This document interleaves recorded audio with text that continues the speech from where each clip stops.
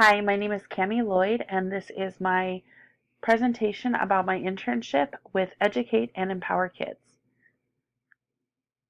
So, in order to find my internship, I first went to the BYUI's Department of Home and Family Internship site. I knew that they had a site, but I couldn't remember exactly how to get there. So, I just Googled BYUI Marriage and Family Studies Internship, and this page was the first link. So next, I went and looked at all the available online options, and Educate and Empower Kids was listed as one of those online options. I live near St. Louis, and at the time, I had two small kids and one on the way, so I knew I was going to need an online internship rather than a traditional internship. I looked through all the options that were on there and started doing some research into the companies. And I really liked what Educate and Empower Kids had to say. So I sent out a few emails, including the one to Dina, asking if she had any openings, and she got back to me in just a few hours. And I felt really inspired by what she had to say, and I felt like I should continue with the process of working with her for my internship. So I sent her a copy of my resume and 2 writing samples. She was very specific because she wanted things that fit within the Educate and Empower Kids market and their mission and purpose. So after I sent those to her, she asked me a few questions, and I responded to those questions as well. And she asked if we could do a phone interview um, to talk about the company and the potential responsibilities. And that was just an amazing conversation. I really felt like this was where I was supposed to be, because so much of what they have to say really has to do with what I was passionate about and the amazing work that could be done. So I was really, really excited after talking to her on the phone about starting my internship and working with her at Educate and Empower Kids. So my responsibilities didn't really change too much from what she had originally said, and it didn't really change too much from week to week. There were some changes, but not too many. Each Monday we had a Zoom meeting. Zoom is kind of similar to Google Hangouts, and we'd get together with the other interns and with Dina and some other people that work at Educate and Empower Kids and discuss what we'd worked on the week before, participate in discussions about upcoming projects, and then receive specific assignments for the next week. The way Dina has it work is that each week you build on what you have done the week before. So you start with basic responsibilities, and each week you add a little bit more to it. The first thing that I was asked to do was to familiarize myself with their materials. So we received a digital copy of the materials, and I looked through them and I read them, and really was impressed by the books that they've published. Um, and it really helped me better understand Educate and Empower and their mission and what they're really trying to accomplish. And that helped me throughout the entire semester. So one of the things that I was asked to do each week was to promote, educate, and empower kids. And I did this a couple of different ways. One was through social media. So I would get on Facebook and Twitter and promote some of the things that they were talking about. I would talk to other people face to face by word of mouth, so passing on their message. I also was able to help set up a presentation that we're going to be giving in the early spring about what Educate and Empower Kids really has to talk about and what they deal with, and also writing reviews both for the company and for these books that are so amazing, and then asking other people to do the same thing. So I also had the opportunity to do some more researching, which I actually really like doing, and writing. Some of the things that I wrote were articles, and it was one of the bigger assignments, and we wrote blog style articles each week.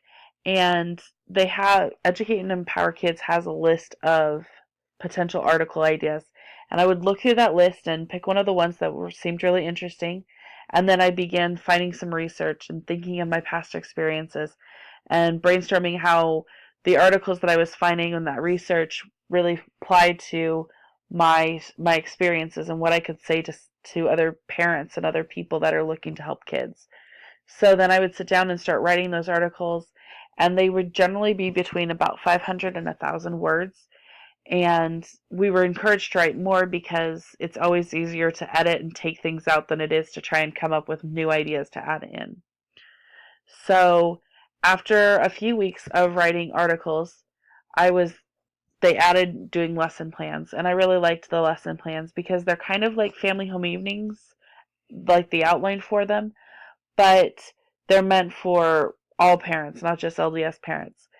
And they talk about the different issues and how you can talk to your kids about them.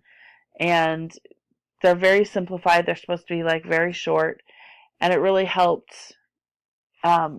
help parents that are searching for ways to talk about to their kids about body image issues or about how to think positively and how to be kind to one another. Those are all things that we worked on for lesson plans.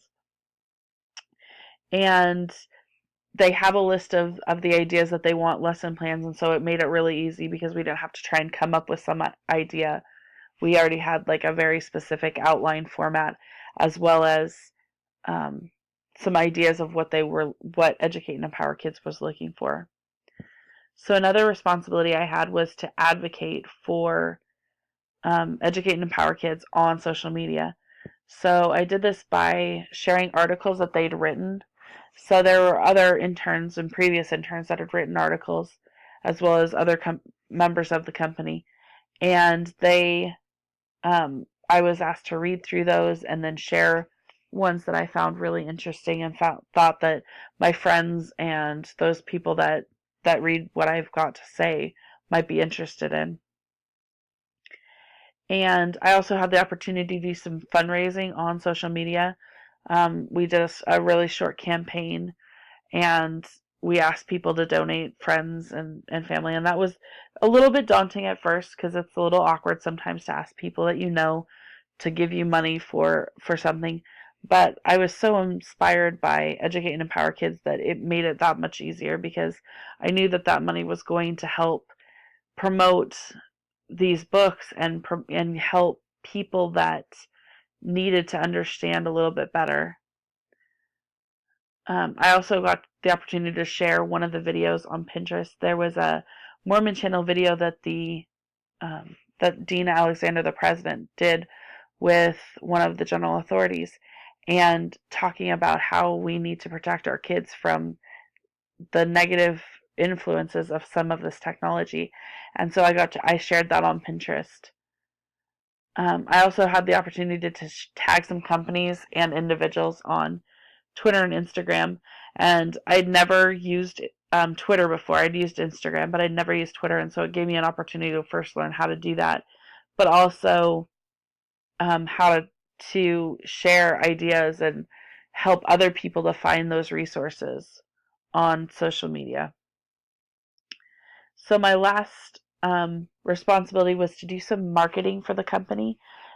They were looking for at two different companies and trying to decide which of them would be the most beneficial for Educate and Empower Kids to use in order to promote their company a little bit better and to market it to a wider audience. And so I was able to work with another intern and figure out and do a pros and cons list and try and help the president decide which of those companies she was going to end up using.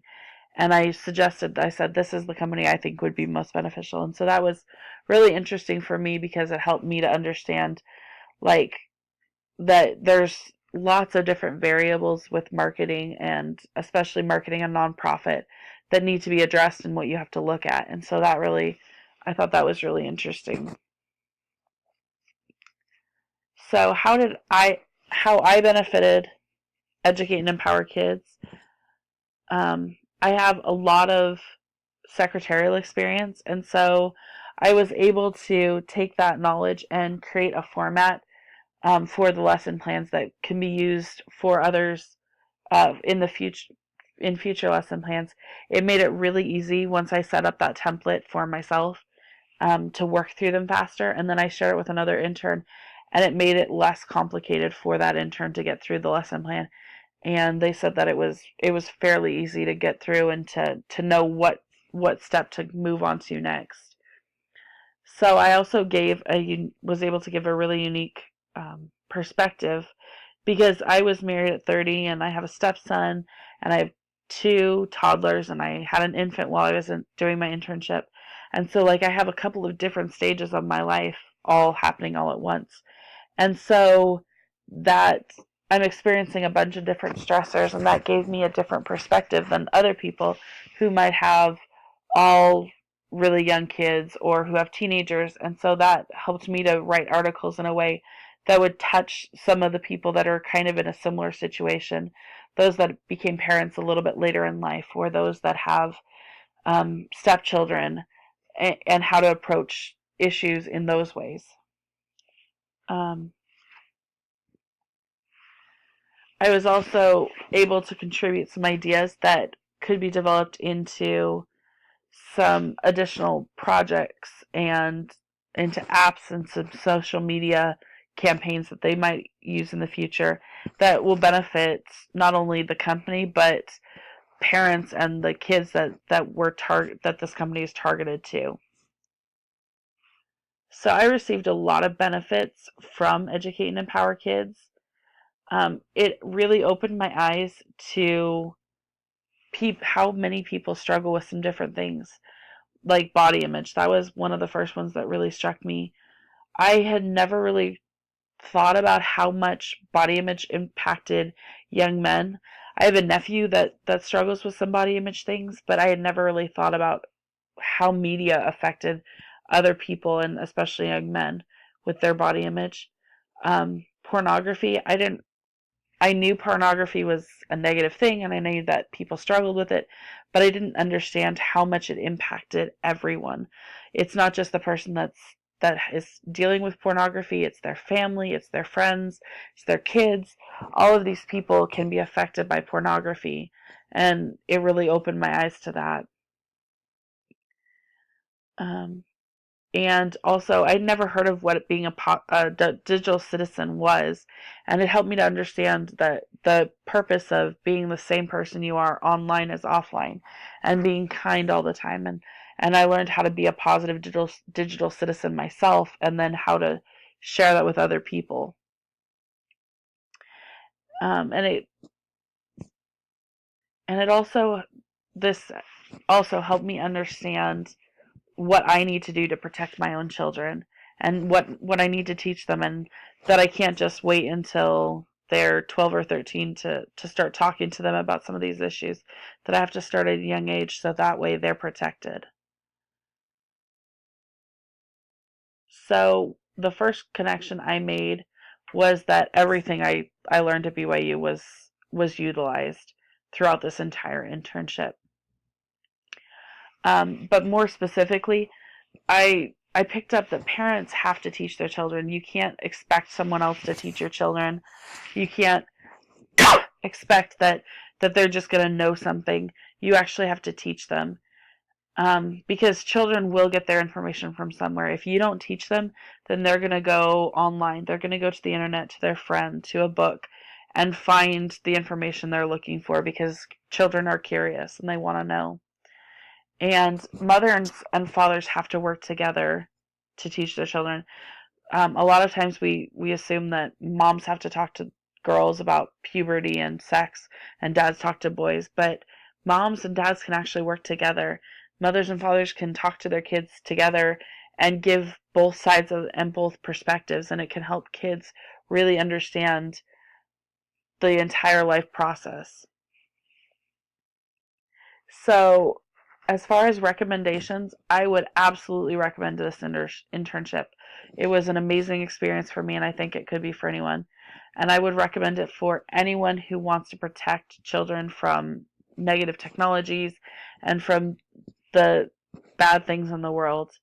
So you would contact Dina Alexander, and this is her email. Thank you very much, and I hope you've enjoyed this presentation.